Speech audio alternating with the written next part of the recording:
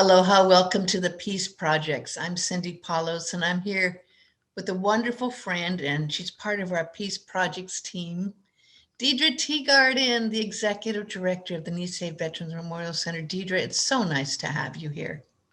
Well, it is wonderful to be here with you, Cindy, and all of your friends. And it's really an honor to be on your first show. I am excited about that and excited about everything that you're doing as it relates to peace. I think uh, you're marvelous, and congratulations on putting this together. Well, I invited you for a couple of reasons. You have been an inspiration for this in many ways. The work you've done with your mother, Melinda, I'm going to have on the show next week, is a peace activist, and she was an inspiration for so many. She has a passion for peace I've rarely seen in anyone. She took you to Japan when you were young. She went and interviewed many of the survivors of Hiroshima. She's worked and knows the importance of peace. And because of everything that you've learned going and growing up and spending time in Japan, you speak fluent Japanese, and you now work for the Nisei Veterans Memorial Center. You're able to communicate in Japanese, and you've gone to Japan many times, and you've been influenced by the understanding of how the peace effort is so important. And I thought, what a unique opportunity to understand you and your mother, the influences of her dedicated work for peace, and how important that really is. I mean, you truly are living what your mother has taught you through your work. So how, when you first were young and seeing your mother's work towards understanding the importance of peace, how did it affect you, and how did it kind of influence you as you are in your work today?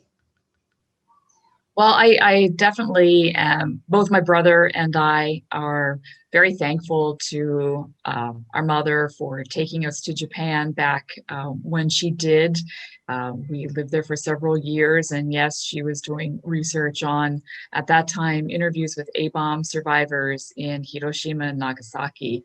And it was in the early 80s that she was doing this, and we had um, I guess the honor or to learn these stories firsthand. I mean, they're very difficult stories, but as you will speak with her next week, you know, these people really allowed us to learn firsthand the devastation of war, the devastation of the nuclear bombs, and how they were able to go beyond that devastation and that violence to live lives of their own. And I think what was so surprising is there wasn't I guess we would assume that there was a hatred or a dislike toward Americans, but we really never encountered that. The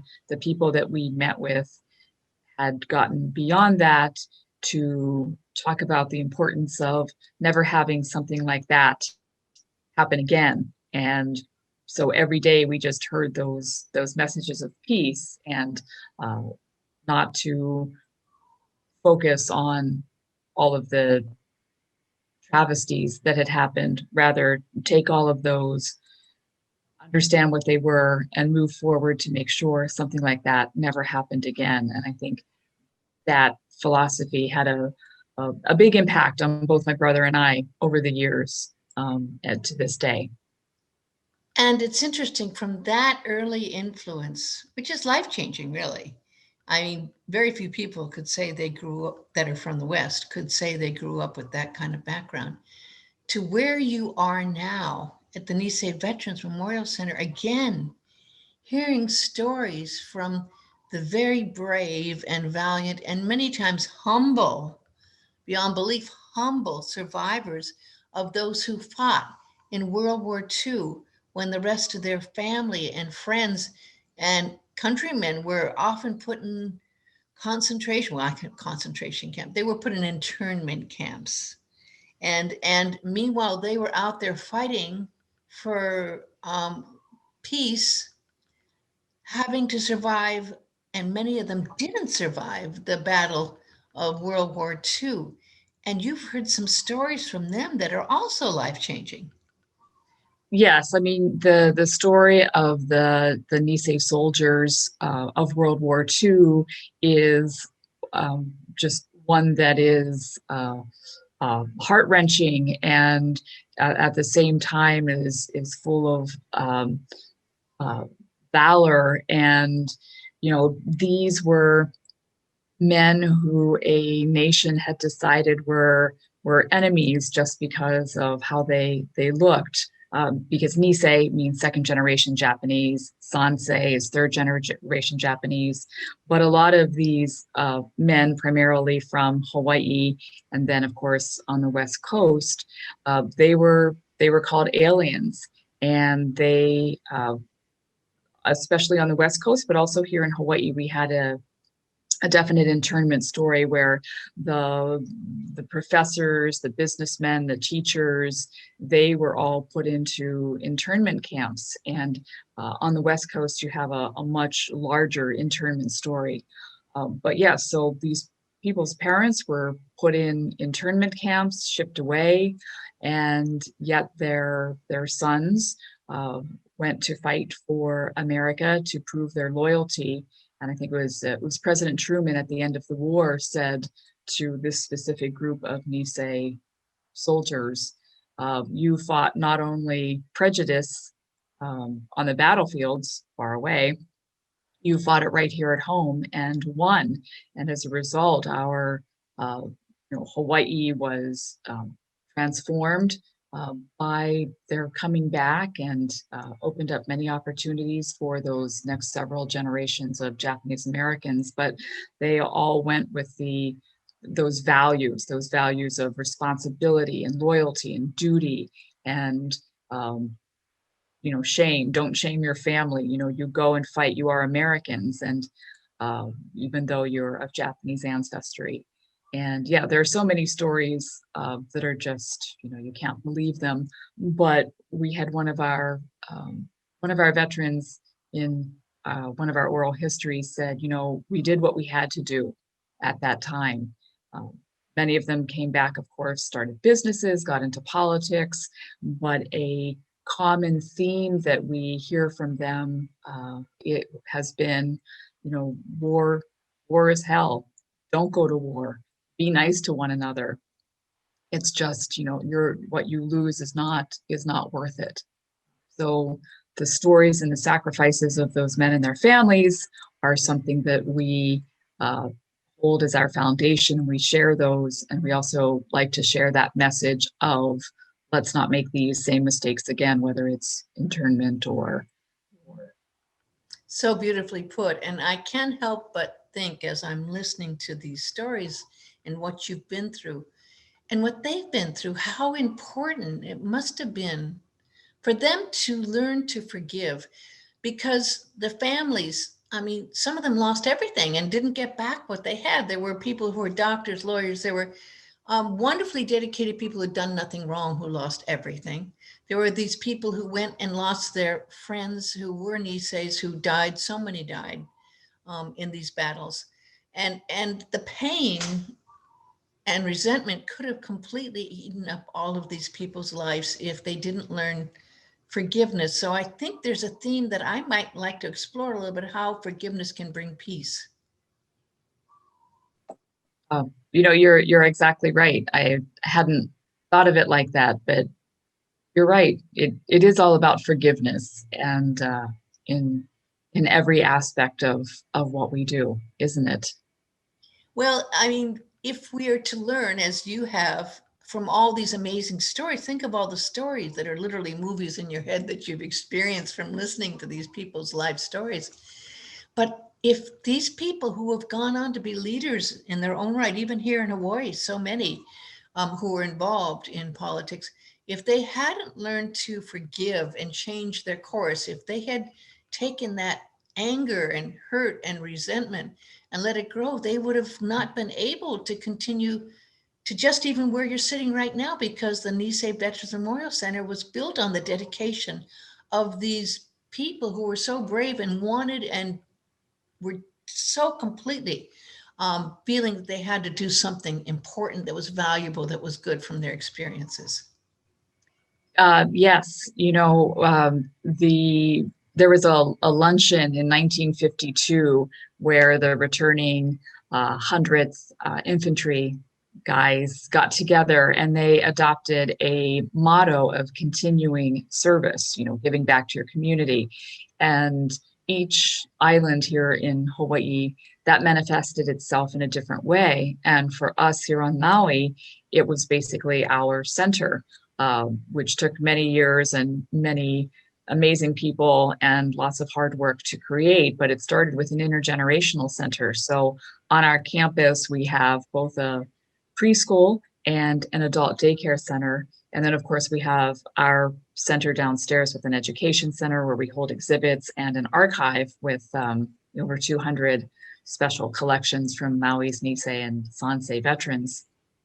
But the point is, yes, they forgave somehow, and they came back to do great things. And we wouldn't be here if it weren't for them and for their idea of continuing service. And the 442nd Regimental Combat Team, they adopted the motto of "Go for broke." Just give it your all.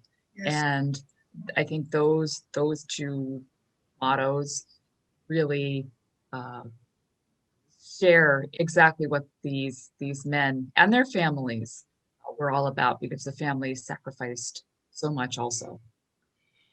If we just were to take that concept of forgiveness and put it in our minds to the Middle East and to the Palestinian and Israeli conflict, there's been such a desire for peace for so long there. And now, of course, there's so many people around the world. But if for just a moment we could understand how forgiveness could change the hatred, the death, the conflicts, the devastation that happens.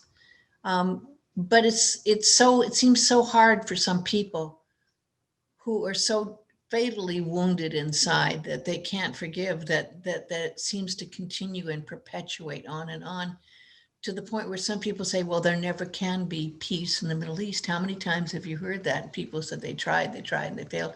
So we have to then take that concept back to inside us, because Buddha said, peace begins within. Don't look for it without. So if indeed, I think that these Nisei veterans, I think that the families, I think that the people that had to be interned in those really difficult camps, I wonder if their philosophy and maybe even Buddhism or something found that place of peace within them, found that place that they were able to achieve that peace that might have then been able to carry forth that healing process. I often wonder if, because the Nisei, the second generation, whose parents were Issei, first generation, if they were somehow able to take that philosophy of Buddhism and forgiveness and respect and endurance, that is such a big concept in Japan of gammon. It's not just patience. I mean, it's hardcore endurance. If they were able to take all of that and also mix it with that American, we're going to get it done, that Americanism, to have this really, I don't know, come up with this philosophy of combining the two of them. If that helped them along the way, I don't know. But you talk about Buddhism and everything is within. I mean, if that is true, if we all were able to practice forgiveness, and we could start with really little things like forgiving your friend on Facebook for not having your exact political ideas. Thank you. There's so much of that. Yeah. You can be both. You can love your friend and at the same time perhaps disagree with their philosophy about whatever it is. Yeah. If we can really, doesn't mean you have to accept it. It doesn't mean you have to accept that viewpoint, but perhaps you can still love your friend. Where is that balance, and how do we make that happen? Thank you for bringing that up because I know you ran for office, and you're certainly qualified. You have a wonderful background and you have all the qualifications. And you are a woman, but there are other women who've run for office. But it did get extremely painful and negative, and it's very hard when people bring out tools that are frightening, and attack in ways that are shocking sometimes, even here in the land of Aloha. And I have to bring up that your mother, your wonderful mother, Melinda Clark, has tied in, and she did a peace pilgrimage sharing the Aloha, and she understands that concept of Aloha and the importance of it. And I keep saying, if we can't have Aloha, and this has been challenging times this last year, and if we can't share the Aloha here, where in the world can it be shared? You understand that because your mother's passion for Aloha. You're exactly right. And, I think whether we talk about the Nisei values or what Buddha taught, um, you know, uh, what our state teaches, the law of aloha is written into our constitution here in the state of Hawaii. And that's huge. And yes, aloha, my mother made these pins that she took with her to Japan on her pilgrimage about aloha and the idea of it, and it was beautiful. She gave them out all around at the different temples and different people she met. Uh, we, but yes, I mean, Hawaii is known for its aloha.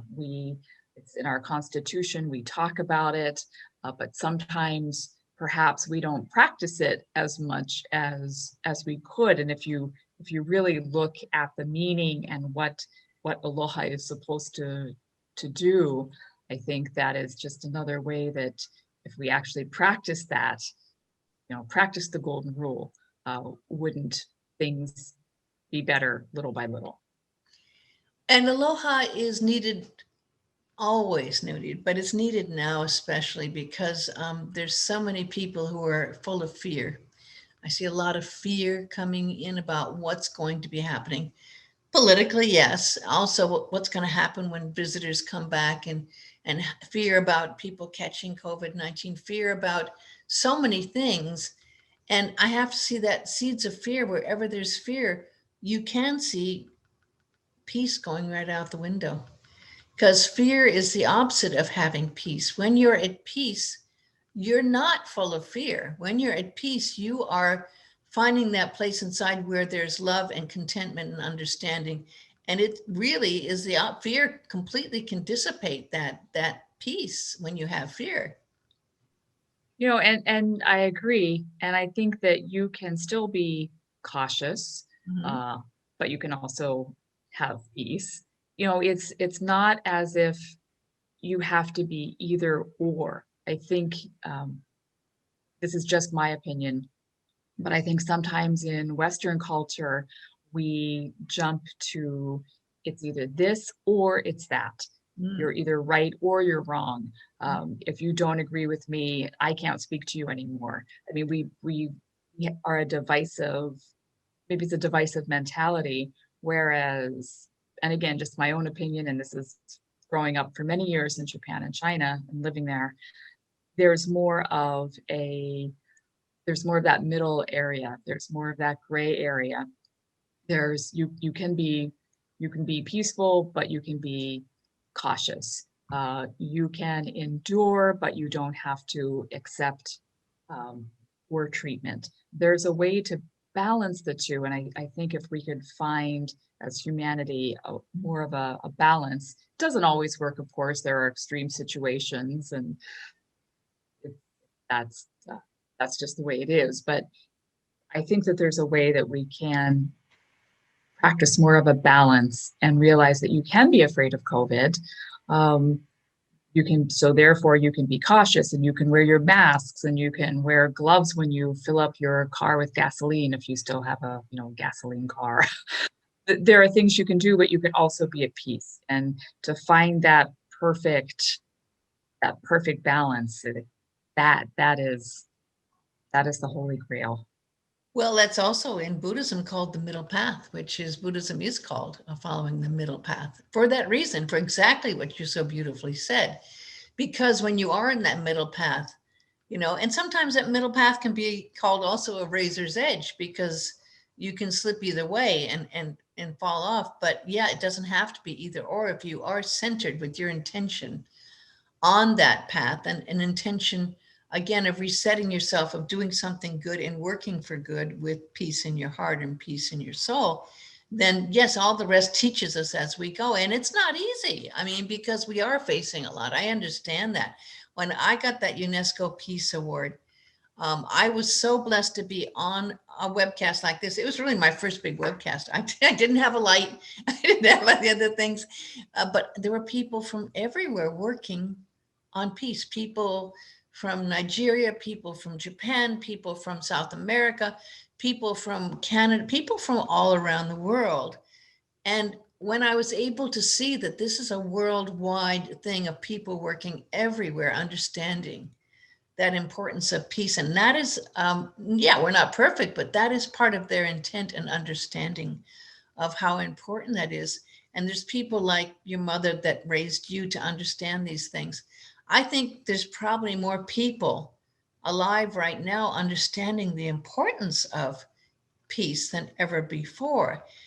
And yet still we're practicing, every day. Like you said, we're learning as we go. And sometimes the hard lessons, like, well, for example, what people went through, the Nisei veterans in World War II and their families, the hard lessons sometimes can teach us the most.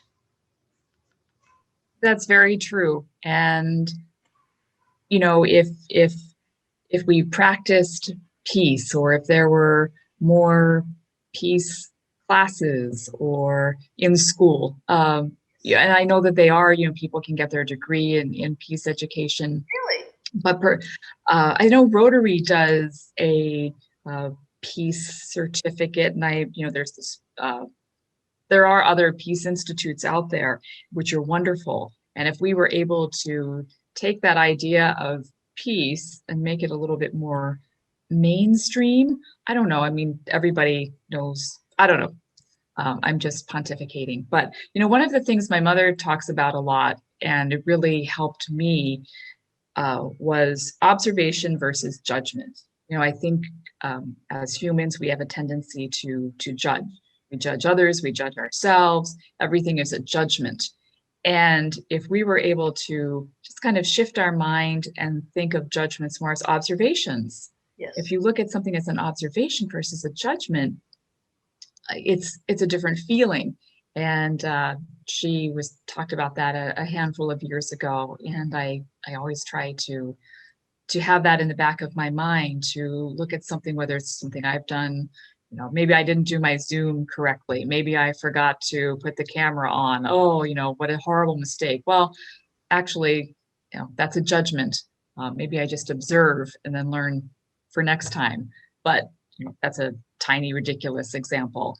But there are much bigger examples. And if you just take a day and try to observe instead of judge, how different it feels at the end of the day. That would be a fun challenge. That I in my writings, I've written many times about the term, the objective observer. And that part that you're talking about is exactly that part of us that can discern. We're watching, we're discerning, but we're not judging. We're just going, oh, this, this is this. But then you took it even one step further, which I really appreciate, which is taking responsibility. Because with judgments, basically, we are putting our blame on other people, so we don't take responsibility for ourselves. And once we take, and again, I go back to Buddhism. There was a lovely teacher, and I just loved him. He was in Paia. and I went with him to Tibet. He's no longer around, but he always said in one of his last talks at the Paya Zendo there was, I take blame for everything. I take responsibility for everything. I don't put it on anyone else. And when I take responsibility for everything around me, then I can change and I can control myself out of my ego. Not with the ego. As the ego responds and gets upset, then you have responses that are not from the objective observer. There's reactions versus non-reaction. There's that moment of like, aha, I'm here because, and I can learn from, but it's hard not to kick in that reaction of the ego, and once you do, Is the other person almost always reacts back with something that is very hard to, then you have the acceleration of a problem when you judge from the ego and you can't necessarily take it right back if there's a response that's even stronger back at you. It's, we have this gentleman who comes to the office. He is in his late 70s. His name is Mr. Ito, retired businessman. He comes and he cuts our grass twice a week. Oh. And I mean, he doesn't have to. He does it out of love for the center. But he has these wonderful Itoisms. And, he'll come and I'll say, oh, so and so is supposed to be here. It's, such and such a time for a meeting. Where are they? And then he says, well, you have to be so thankful that somebody is late because it will help you appreciate more when someone else is on time. Or I'll complain. Yeah, maybe I complained a little bit, maybe about the election. Someone doesn't agree with me. And he said, well, that's wonderful. The more people that disagree with you, the better it is, because you can look at, back at your own ideas and see where, maybe you could fix them. And anyway, I have them all written down in a notebook. I love those. Maybe you could just frame them, put them in little things. I mean, what a wonderful spin. It's a great spin. So the next time, whenever I get a little frustrated with life, I go to my little Mr. Ito book. I'm like, oh, you've written the Itoisms down? I write them down on little Post-it notes and then I put them around my office, and every now and then I'll come across one. I'm like, oh. Well, I see them framed in little beautiful frames and put up on the wall. If people want to understand what we're talking about, I recommend they try to find you, whether they're here on Maui or not. They can go to NVMC, Nisei Veterans Memorial Center, nvmc.org. Yes. Have hundreds of stories. There are. Resource, just an amazing resource. There's movies, there's clips, there's so much that people can learn. And I honor the fact that you understand the importance of that and you're dedicating yourself to preserve what has been learned from these wonderful people. Well, it's really an honor to do it. We love what we do here at the center. We have a dedicated team, a dedicated board, dedicated supporters. Anyone who walks through the door. Of course, we're doing it by appointment only now because, of course, it's COVID. But, everybody who walks in, these are uniquely American stories also. We always tell people you don't have to be Japanese American. You don't have to have a love of history to enjoy the stories that are here that go beyond politics or ethnicity or gender, anything like that. These are just amazing stories of humanity, which every culture has, of course, and we're very honored to share the ones that we have. And I thank you, Cindy, because you are just a huge advocate of everything that we do, and I'm in awe of all of the work that you do, and I want to say thank you. And I do want to just give a shout out to the fact that you have some wonderful, I'm probably going to mispronounce it, take? Yes, take. It's the Japanese word for bamboo. And we started this series where we invite leaders from across the state and nation to come on and talk about this new normal that we're all going through. We've had everyone from the president of the University of Hawaii, the CEO of Central Pacific Bank, to come on and talk. And take is bamboo, which is known for its resilience and flexibility during difficult times. So that's why we named the series Take. And it's Author series as well. And that's all at NVMC, Nisei Veterans Memorial Center, nvmc.org. And I thank you for taking the time. You had to get in early, set everything up there. No, you helped me learn how to do my Zooms. You took the time to do that amidst your very, very busy schedule. And I appreciate you and the Peace Projects. We'll continue with your mother. Next week, we'll record one of those and they'll be available. I'm going to also put them all up on the Peace Projects. That's with an S at the end for a reason. There's so many. thepeaceprojects.com. thepeaceprojects.com. I have peace quotes up there. I have a peace meditation up there. I'll have the audio of all these posted up there as well. And it's just my way of giving back after I was so touched to receive the UNESCO Peace Award.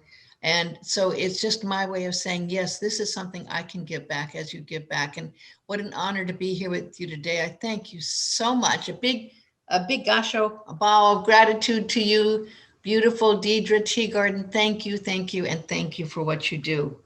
Thank you very much. Congratulations. And I can't wait to watch the other interviews. Thank you. Aloha. Aloha.